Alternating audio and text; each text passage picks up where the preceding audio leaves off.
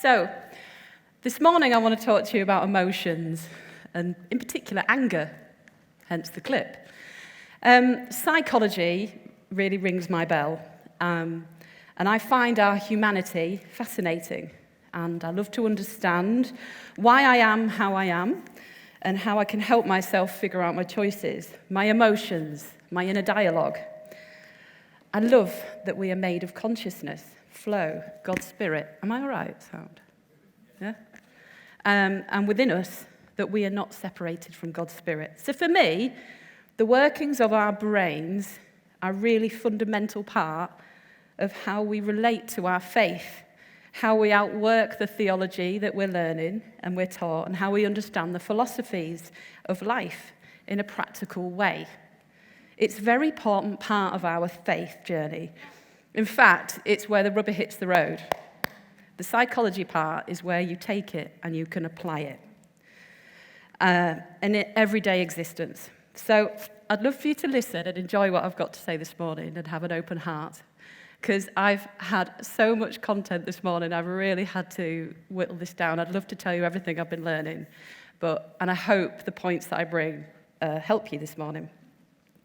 I wanted to explore emotions in particular, as I've recently been exploring the topic of anger, and in particular, is that even a word? I'll get into my flow, don't worry. The negative emotions that accompany it. There's a whole pool of emotions that have been vilified and are often cast out as being unhelpful. But why?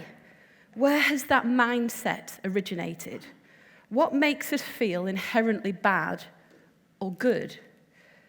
I've come to learn that actually these emotions can be very important for our lives and our walk with wisdom. They are powerful emotions which bring us freedom and project us into a wider state of consciousness. I think they can do us good if we manage them right. It's been said that there are over 30,000 emotions. Don't worry, I'm not going to go through them all. But I pretty much feel every single one of them when I try and leave the house with my kids. I can tell you that for now. But the amount recently has been reduced to about 27, but commonly they're all sort of centered around the big three: anger, happiness, and sadness. It's a massive topic, and I've come to see that emotions are not one-dimensional. You can't pigeonhole anger or joy. These emotions can be different things for different people based on their upbringing. A child, for example, who grew up with a strong sense of anger in the house, that can make you as an adult fearful of it. It can be scary. Or you can be a child who felt like anger wasn't okay in your house. You couldn't have it. So as an adult, you can try and avoid it and suppress it. Everyone can handle these things differently. So we can't come at it all with a one-fix thing.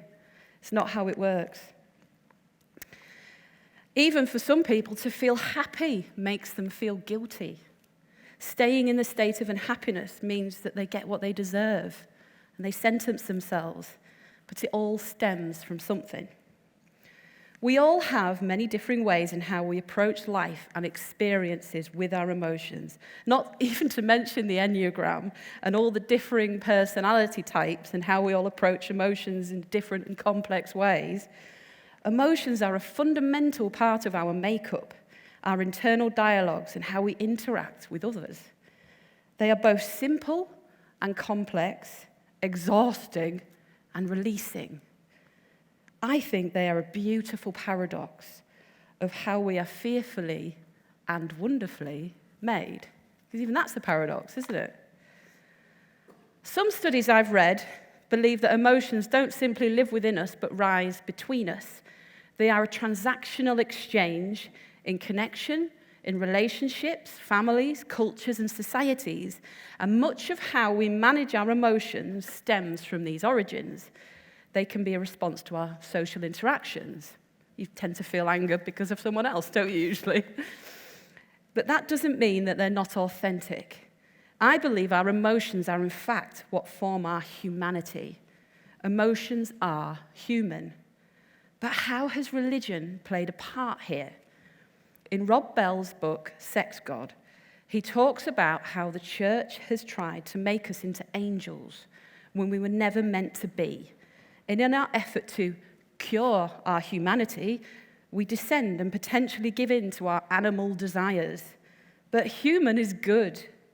Have we been conditioned to believe emotions are not okay and any bad emotions need to be cast out before we descend too quickly?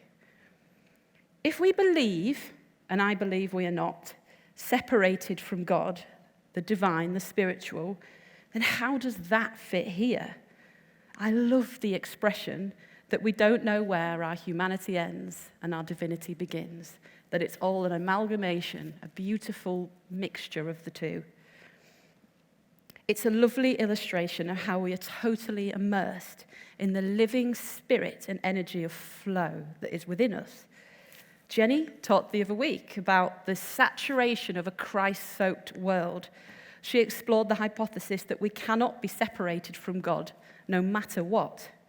But so often, and I'm so guilty of this still, we separate ourselves and our emotions, in particular the bad emotions, anger, fear, sadness, grief, frustration, resentment, temptation, desire.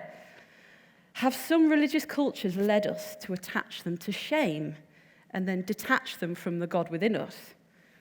It's shame. It's such a powerful thing.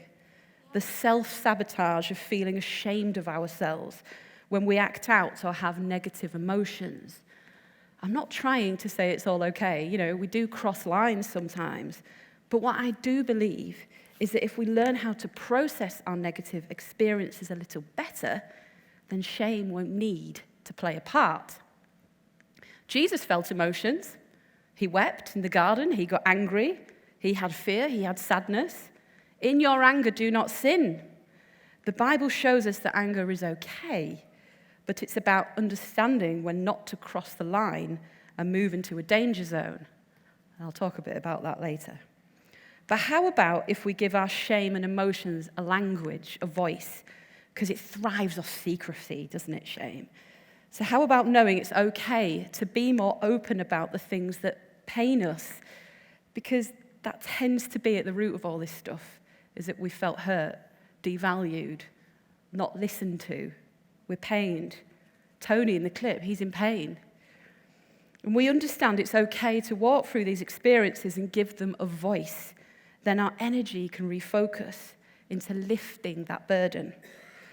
But of course, any emotion left unchecked can become a problem and will fill any available space in our minds and bodies. They can run us wild in circles, a downward spiral into chaos. I'm pretty sure every one of us in here has had some sort of experience of that.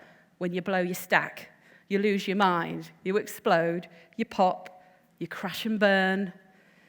That circular thinking that you just can't get yourself out of. I watched a series recently on BBC iPlayer called Inside Man, and the main quote is, "Everyone's a murderer, you just need the right person." Love that.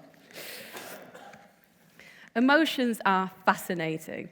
I have loved learning about them, but they are a network, all intertwined, and can rub shoulders with each other in different ways all of the time.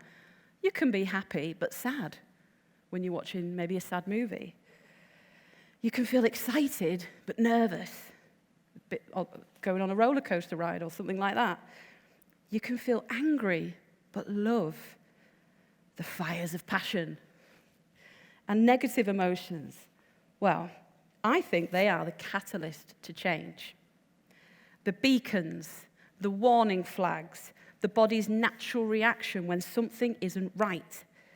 They point us in the direction of our hurt, and our emotions help us make sense of our surroundings and provide needed input for managing our emotions and responding effectively to others. They define what it is to be human. So Tony in the clip, he's angry, and he's angry because he's in pain after losing his wife to cancer. He's given up on living life fully, and he's on a downward spiral of angry thinking. He's reactive, and he's definitely not afraid to speak his mind. And he's often not wrong. That had been me in that clip, so that had done my head in. But his truth has become quite brutal in how he's delivering it. He's understanding what's wrong with him, but he's been unable to see past his pain. You see his vulnerability a bit at the end. Afterlife, which is what it's from, on Netflix, is a wonderful story of the paradox of life. Ricky Gervais beautifully illustrates through normal, everyday people living their quirky, everyday lives how emotions are complex. And the real beauty in life is found in the ordinary. That in the pains and hurts of life, however big or small, beauty can be found in that anger. And these negative emotions we can feel show us a more beautiful view of what real, down in the dirt, life can be. And if understood properly, they can motivate change for good. So my son George read this book at school. It's called Bottled, and it's all about emotions and how we manage them and filter them and bottle them up. And he wanted to read a bit of it this morning, so he's going to come up now and read a page.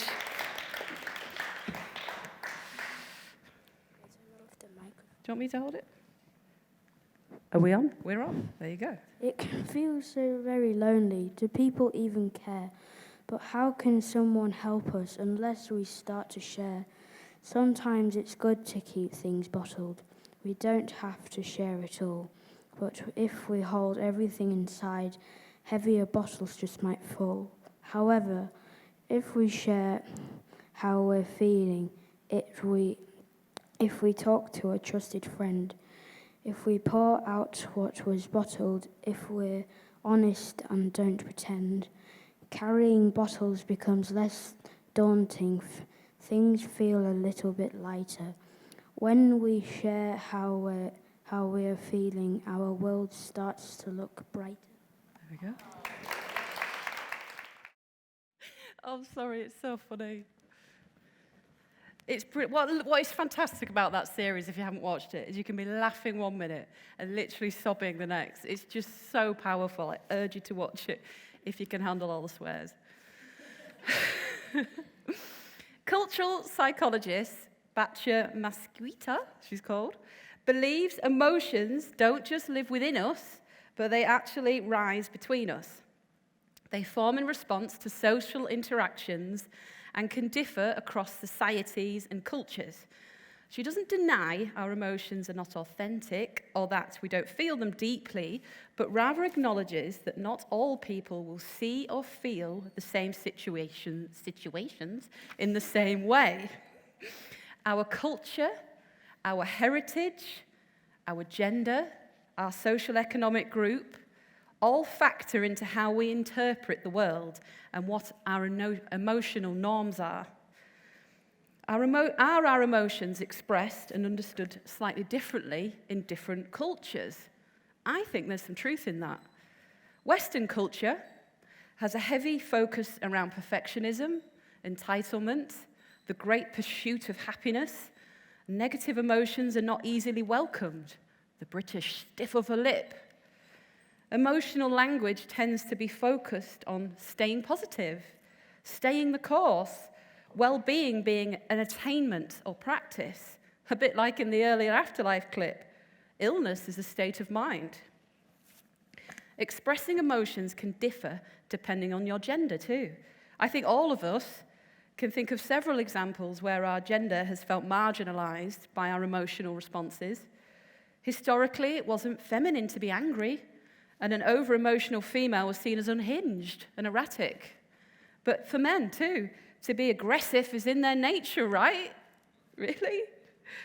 Is that what societal norms have structured for them? And then after hundreds of years of being told that, they're now told that it's not acceptable nowadays and it's seen as dangerous and predatory. Society has changed from it's okay to not okay. It's confusing. How have we navigated our emotions in these changes? How has your emotional behavior felt misunderstood? What does your parentage say about your emotions? Did you feel you were able to safely express your emotions in your childhood? How was your anger received? As I said earlier, much of this has to do with how emotions were received in our childhood homes. How was anger in your house? I grew up in a house where it was okay to be angry as long as you didn't go too far. I vividly remember my mum stood in the kitchen with my brothers, absolutely facing off when they were older. She literally had to stand in the middle of them and just scream, almost like chucking water on fighting cats. And we were kind of allowed. I saw my parents argue and make up. It wasn't an aggressive, angry house, but it was okay to be like that. But when I got together with James, my husband, he hadn't had that. He hadn't had exposure to that. So when we'd argue, he'd think that was like literally the end of the world. I went, James, we just had an argument. It's fine. Like, as long as you can resolve these things. I remember one time we had a meeting with some old business partners of ours, and we had a right fallout in it. And the next day, the guy said to me, "Oh, Claire, oh my God, you must have been up all night talking about that and discussing it." No, we just went and watched Vikings and watched some really violent stuff on the telly, and we were fine. Were you made to feel embarrassed or ashamed for your bad emotions? Did you find that expressing it got what you wanted? If you get angrier when you were a kid, sometimes you get 5 more minutes. Or have we regressed into internalizing them and bottling them up, as George said? Emotions can develop from a point in time. This is what I'm trying to say. A category of events that we can store up and then filter into our now. We learn what emotions work for us and what emotions don't. We learn what emotions are good and which are bad based on the reactions of others. We interpret where we stand in our environment and how we can act. And what is socially rewarding plays a role. Emotions can become our currency, a commodity to exchange. We need to get curious about our families, our histories, and the communities that have shaped our beliefs and the cultures we have learnt in. Asking ourselves in response to our emotions, where am I? How did I get here? And how do I get there from here? How about church culture? Which will vary from place to place. As Rob explained in his talk, there's a boundary set around who's in and who's out. Typically in the church culture I became accustomed to, there were 2 main factors at play. Church culture, where you're in, and worldly culture, where you're out. How did emotions find a voice here? Were negative emotions classed as being worldly? Did we dishonor God when we gave into those emotions? And was our humanity ruled out and we were made more angel-like? In Rob Bell's book, Sex God, which I mentioned earlier, he talks about angels and animals, how religious culture can make us either animals, worldly, or angels, divine.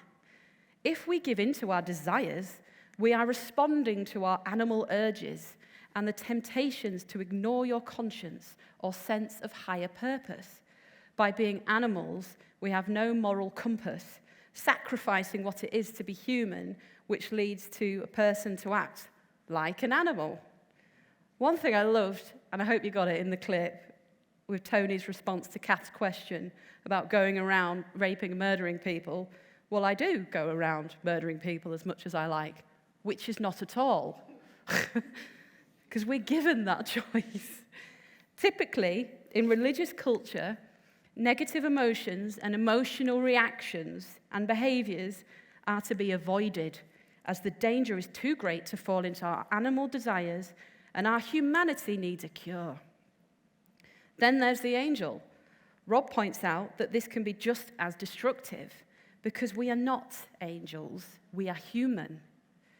When we deny, this is a quote, when we deny the spiritual dimension to our existence, we end up living like animals. And when we deny the physical dimension to our existence, we end up living like angels. You need both. In regards to our humanity, church culture tended to avoid anything that got ethically complicated. The moment the waters get murky and our natural urges and emotions play out, there was something to be held in tension. Evangelical Christianity is often described as having extreme emotional traits. Happy clappy. Lots of emotions used to stir up the people. In the extreme, hellfire preaching to make you feel guilty for sin and loudly repenting.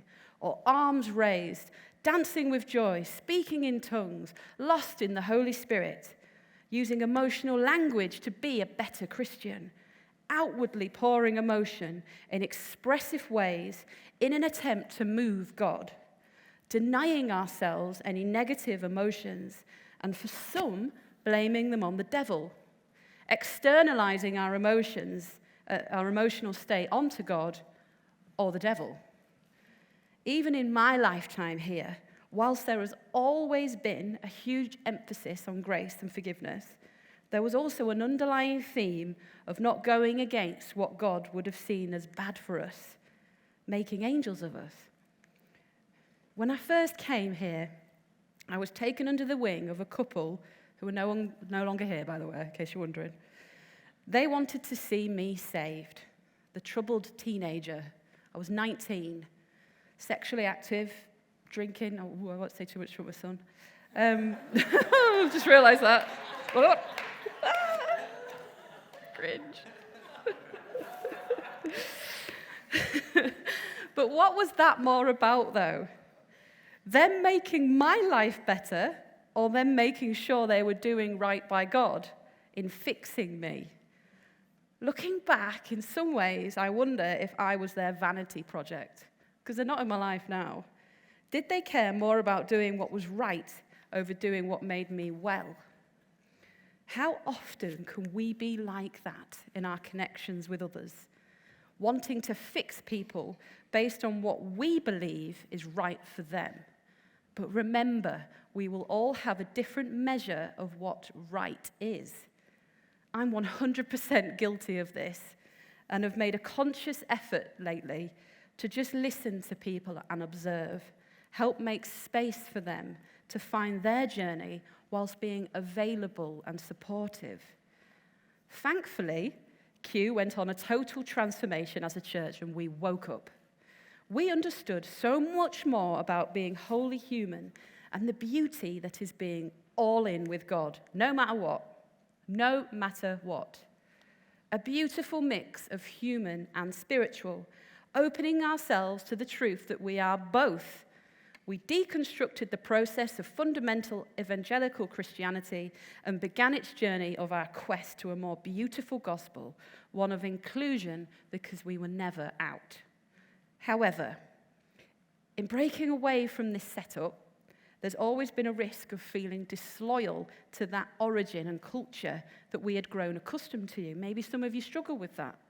When you go against the grain of your emotional history and what you believe you should be, it can cause a lot of inner turmoil. Freedom doesn't come without cost. How has your emotional language changed here? It's about helping each other as a community to create and construct emotions. Being a culturally socialized person is a good thing, but in the context of cultivating emotional well-being, we need to keep ourselves curious and open to regulating our environments. Don't simply accept what's being fed to you because it's around you. You can pretty much make anything into an ism if you want to. And Amph did a fantastic talk about what isms are, which I encourage you to listen to for more info. But there's actually a recognized term called emotionalism. I think this is true when we let ourselves be controlled by our emotions. We can create a dogma and value comfort over honesty and authenticity. We tend to feel that unless we have a great show of emotion, we have not been seen or heard. We can make virtues out of them, good and bad. If I show them I am happy, then people might think that I'm not sorry. Q has moved away from that and could be seen as emotionally void because for us it wasn't an accurate gauge of what was spiritually genuine. Someone who was more led by emotions perhaps preferred the evangelical approach. Really blew it up here. Q is probably more in tune now than it's ever been before with its emotions. Let's face it, it was anger at the system that led to its deconstruction. And that has now brought us into a freedom beyond what we had expected. And let me make it clear, I'm not saying you can't express emotion. If you feel moved by a song or excited by a truth, by all means, throw your hands in the air, cry, dance, express your feeling. It's an in-the-moment based movement of emotion that's probably more real and authentic than believing we need to strive for God's affections. When I go to live gigs, for example, I express my enjoyment of it by dancing or singing along. Or in a song that has meant something to me, I might close my eyes and get lost in the words and melody. Feeling things is important. In fact, it's vital for our authenticity. But it's from within, connecting to a sacred space inside of you that runs through all of you, the human and the divine. How has cultures that you have encountered shaped your thinking around emotions, and where feelings and personal experience are used to determine our truth? What has your heritage told you? And ask yourself the questions and stay curious about the why. Chris shared this poem with me. I want to read it to you. The Guest House. This being human is a guest house. Every morning a new arrival, a joy, a depression, a meanness, some momentary awareness comes as an unexpected visitor. Welcome and entertain them all, even if they are a crowd of sorrows who violently sweep your house empty of its furniture. Still treat each guest honorably. He may be clearing you out for some new delight, the dark thought, the shame, the malice. Meet them at the door laughing and invite them in. Be grateful for whatever comes, because each has been sent as a guide from beyond. All our emotions are counted in. They form part of what makes us whole. However, don't let your emotions be the driver of your life. Make sure you are. Emotions are a gauge. They serve us, but must not master us. They do not just go away. They can be let into our house as a guest, where they can be felt, where we can feel their honest message heard, and then they leave. Emotions can be, as I explained, learned and practiced responses, often ego-based, which have little to do with truth and much more to do with the storylines that we have learned and created. If not dealt with effectively, we love to hold on to such emotions, to justify ourselves when we feel wronged, defend ourselves when we feel entitled, and assert its power when we feel pained. Without understanding how our feelings, thoughts, and behaviors work together, it's hard to find our way back to ourselves and each other. You know the feeling. You feel all disconnected from someone or out of sorts. It's horrible, isn't it? Let them, therefore, be your weather vane to help point you in the direction of your hurt. Our emotions may help us make sense of our surroundings and provide needed input for managing ourselves and responding to others. Rather than try and avoid the negative emotions, which I'm actually not sure we can anyway, we can take the risk of attachment, of fully feeling the emotion, sit with it, engage it, feel it, learn its important message, and then detach from it once it's done its work. This is the gift and power of an emotionally mature person. Why is it there? Where has it come from? What is it telling me? And where can I go with this now? Anger. This is the one that sparked the whole thread of my talk this morning. Tony, over the 3 series of Afterlife, we see walk through his feelings. He starts with anger from his pain, and we see him start to transition into sadness, understanding compassion and empathy, and we finish with him finding hope in his plight and a cause to connect with. Connection. He really felt all his emotions, painful and raw, and that they've not gone, but they're not in charge anymore. What the series shows us is how emotions are simply not one-dimensional. We can't possibly manage them like open tabs on a computer screen or like a tick list of how to manage anger and manage grief and tick, tick, tick. It consumes you sometimes. We need to learn what they are telling us and let them walk with us for a while. He walks with his stuff. I believe anger can drive you to change. It can show you what has pained you. It can aid your focus and help you work towards a goal. Healthy anger is problem-focused and not people-focused, and it's still aware how it can affect others. Pain is energy, isn't it? It's energy. And how is that exercised in you?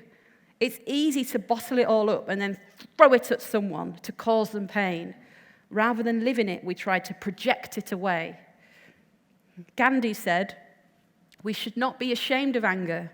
It's a very good and very powerful thing that motivates us. But what we need to be ashamed of is the way we abuse it." Anger is important. It can be an act of self-esteem. I care about myself enough to say no when the world treads on my toes or crosses a boundary. It is part of our fight or flight response to danger and has a valuable role to play in our lives. It's important to feel anger's heat, but fire can burn out of control. And the trick with anger is to let it inform us, maybe even warm us, but not let it become out of control and consume us. Anger is really a secondary emotion because it's where we go to after the original pain. It's at the root of it is often something else. What has hurt you? Are you embarrassed? Are you in fear? Are you guilt-ridden? Are you sad? Are you confused? Anger is one of the 5 stages of grief for a reason. Sometimes you need to get mad at what's happened. I suppose you could say anger is the emotion you feel when you suddenly wake up to the truth of what is really going on. Anger is passion, and it has a cause. Often, it's probably triggered by our ego. Entitlement can kick in and expose what our expectations were, but this can lead us to create boundaries based on the values of your authentic self. Your flow state, your consciousness, your inner spirit speaks to you and shows you that some things are not okay. And it's okay to feel angry about that and create a change in your life. I think negative emotions such as anger are the catalyst for change, but they are not the change. Even if you are angry, do not sin because of it. Never let the sun set on your anger, the Bible tells us. Jesus said it was okay to be angry, but do not sin because of it. I believe that Jesus is saying that choosing to stay in anger or negative emotions and sustaining them can be its own kind of destruction. It is destruction of one's own soul to give up our own inner freedom by letting the sun go down on our anger. When anger consumes us, it can be immensely self-destructive. How many people do you know live a life full of resentment or depression because of their pain? Or in the words of Eckhart Tolle, wherever you are, be there totally. If you find your here and now intolerable and it makes you unhappy, you have 3 options. Remove yourself from the situation, change it, or accept it totally. Basically, we need some boundaries in place. One could say that in true freedom, you have no boundaries, and that would be right. But the beauty of freedom is you can choose to create your own boundaries. Ain't that something? Boundaries, though, do also need a boundary. You need a boundary with a boundary. Setting rigid boundaries that are immovable is not healthy or helpful. How are you supposed to grow with a wall around you? Soft boundaries are what I'm talking about. Knowing that there's some things that you need to process through and that a soft boundary is helpful to you. I heard a podcast, Re Boundaries, that Heather shared with me. And what I liked about it was that they said in boundaries, you can put a door in it. You can put a gate in it. You can choose who you let in or out. It's really basic when you think about it, but I love that. I love that. Being able to stop intruders coming in, intrusive thoughts, unhelpful comments, unwelcomed advice. It's about having a gate so you can choose who and what to be open to. Is it really healthy? And I'm asking this, I'm not saying I know the answer. Is it healthy to be all open and let anyone in any time of the day or anything in any time of the day or night? I'm not sure, but it's your house, so you be in control of what you let in. Having boundaries in place, soft boundaries, for emotionally controlled people is really important. If you need to free yourself from emotional control and be the master of it, then soft boundaries are required.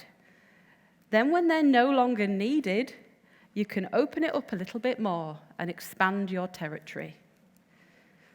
A person in an unhealthy relationship, it might take anger to get them to make a change, to get out, and a soft boundary put in place to stop the pattern repeating. A person so overly forgiving that it consumes them and takes from them, an overgiver. Maybe unforgiveness is what they need to practice a bit more. A soft boundary of saying, no, that's not okay. Fear will show you what to be wary of. Resentment might help you walk away. Soft boundaries help you enable those changes, but just make sure we don't make them hard and the emotions don't take the lead. So to draw this to a close this morning, my story. Grief came crashing into my life uninvited and brought with it a whole entourage of crappy emotions. That's why afterlife resonates with me. However, over time, and I'm a work in progress, I was able to let it show me why anger can serve me, how disappointment can be managed by my expectations and not letting them be a priority, how fear can show me where to tread carefully and where to throw caution to the wind with courage, how anxiety is usually just another emotion unrecognized, and it's letting me know that my internal story needs some rewriting. Envy shows me that I'm comparing myself and feeling less than, and that I need to love myself. My frustration shows me how I've lost sight of what I can fix and I feel stuck. And the regrets, well, as hard as they are, they show me I've had to learn, and they've taught me. I have been shown love in the places I wouldn't expect to see it, and it's given me meaning, a cause to live in this beautiful, messed up world. My faith is my cause. My wholeness of spirituality and humanity is what makes me want to keep going and walk through the wisdom of my learnings. My sadness has helped me evaluate life. Acknowledging sadness is important as it helps us learn empathy and compassion. Only when you have embraced these negative emotions will you be able to truly be empathetic. It's a comfort, isn't it, when you feel connected or held by someone who knows the same ache. Connection and community are important. As George said earlier, when we share how we're feeling, our world starts to look brighter. For me, grief is now my honest companion. I have learned to let it live within me without defining me, and let the emotions that it brought to my door be a guest and not a resident. What are you letting into your house? What emotions are taking more room in there than they need to be? Is it time for them to downsize? Can you ask them why they're staying? What is it they're trying to show you? Do some emotions need to be let in as they've been away far too long? What are your foundations, the groundworks of where you built your house, your cultural understandings, your history, your parentage? Does it need underpinning and a little refurbishment? Have you got a boundary around your house? If so, make sure it's got a gate. To finish, I've got one final clip from the brilliant Disney film Inside Out, which tackles wonderfully the topic of our inner dialogues and how our emotions cause us to make decisions and changes in our lives. In the clip, Riley has moved cities and is unhappy. Joy, her usual overriding emotion, is struggling to keep sadness away, but in her plight to stop sadness, Joy ends up taking Riley on a downward spiral, until finally Joy realizes why sadness was important all along. Thank you.